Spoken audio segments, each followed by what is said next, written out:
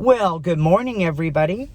It is Wednesday, my day off, and last night I didn't sleep that well. Had to bring my baby into the vet for surgery, so I know he's going to be okay. He's my little trooper.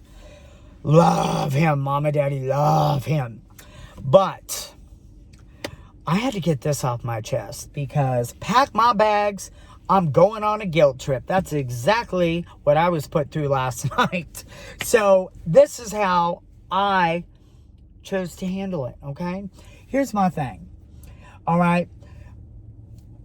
I had an individual contact me and berate me with a bunch of texts last night and their opinions, this, that, whatever, okay? So let's rewind, shall we? Let me give you a little recap. When this whole pandemic thing happened, very scary. I don't care what your beliefs are. I mean, I care, but I mean, it's not, whatever your beliefs are, I respect them is what I'm trying to say. Namaste. But Colby has a compromised immune system. I have Guillain-Barré. I was paralyzed. Took me 5 years to walk in. I have Parkinson's, Kienbocks, 3 rare disorders, right? I'm an addict. I got bipolar, the whole 9 yards. But for Colby, when Colby gets a cold, it doesn't last for a couple of days. It lasts for weeks because my immune system finds it hard to fight it off. That's just what my life is, okay? That is my normal. Maybe not yours, but it's mine, all right? Every doctor has told me, when you're out there having, sex, practice safe sex. If you ever get a sexually transmitted disease, it will kill you. If you have other things, it's going to be much more difficult on you than it is anybody else. So I know there's news, fake news, whatever.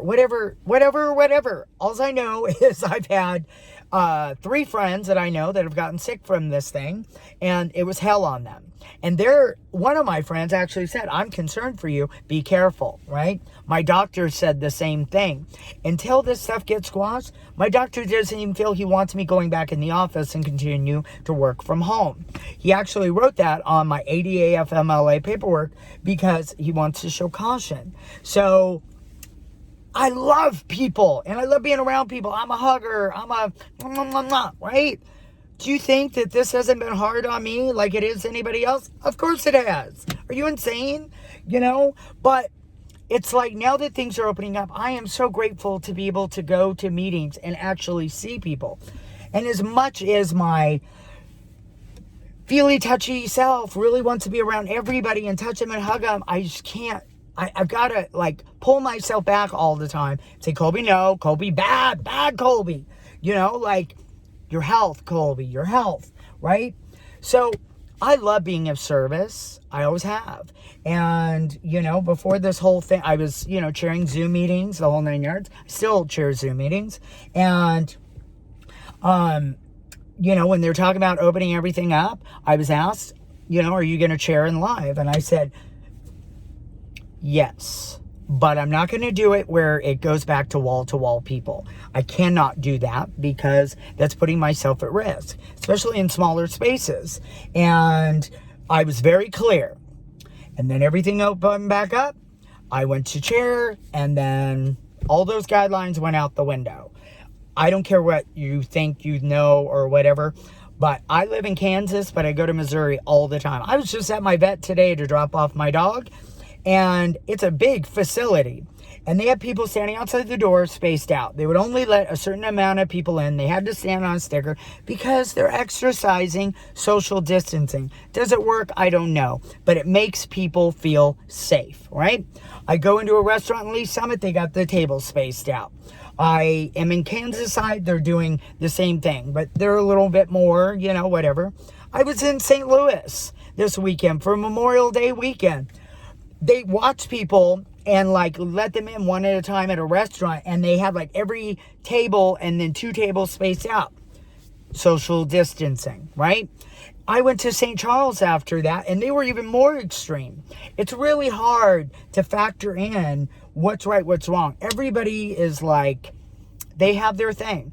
If you want to jump in a pool with 1,000 people, that's your choice, okay? I'm not going to hate you for it, but Colby's not going to jump in that pool, I don't know what the real facts are or not facts are, but I got to use some common sense, all right? I didn't go through everything in my life and overcome such incredible obstacles, not to mention physical, both mental and, with the addiction, survived 3 suicide attempts and 4 ODs to be taken out by this.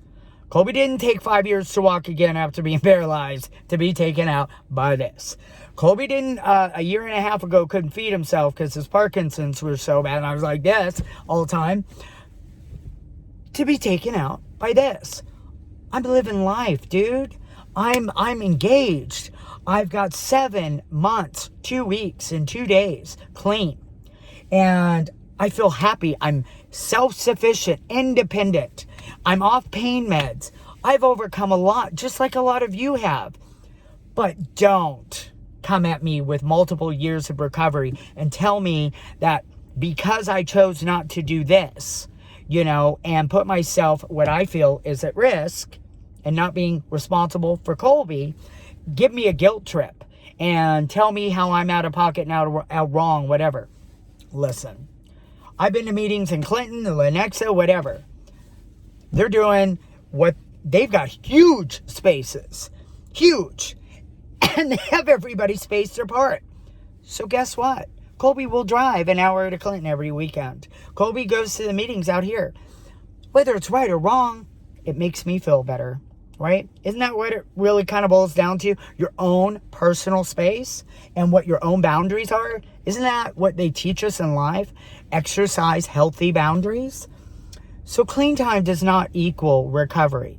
Do not come and berate me with a bunch of text and tell me that my social decision is wrong. It's not personal. It's about my health, not yours, and greed and everything else because you want to fill the rafters. Give me a break. You're out of line. You're not my sponsor. If you're not sleeping with me, paying my bills, and you're not an immediate family member or someone in my immediate network, shut the heck up. So I handled it the best way that I could. I said, it's not personal. I love you. Let it go. And they just kept going. So I could either choose to engage in that or let it spin me out, right? Because if you have decades of recovery and you're sitting there picking on somebody with 7 months and 2 weeks and 2 days, how do you know that that's not going to spin me out, send me out to use? I went to 3 meetings last night. Not only was I stressed out about my dog, but I'm dealing with this tedious bullshit, and it's wrong. So thank you for my sponsor always teaching me the Serenity Prayer. Namaste. The old Colby, ooh, I would have went postal. Stay in your own lane. If you choose to do whatever you do, peace. That's your choice. But don't put it on me. So, I'm not packing my bags because I'm not going on your guilt trip. Okay? So, I love you. Mwah! And I can't wait to pick up Pharaoh as soon as he gets out of surgery. Love you all. Namaste.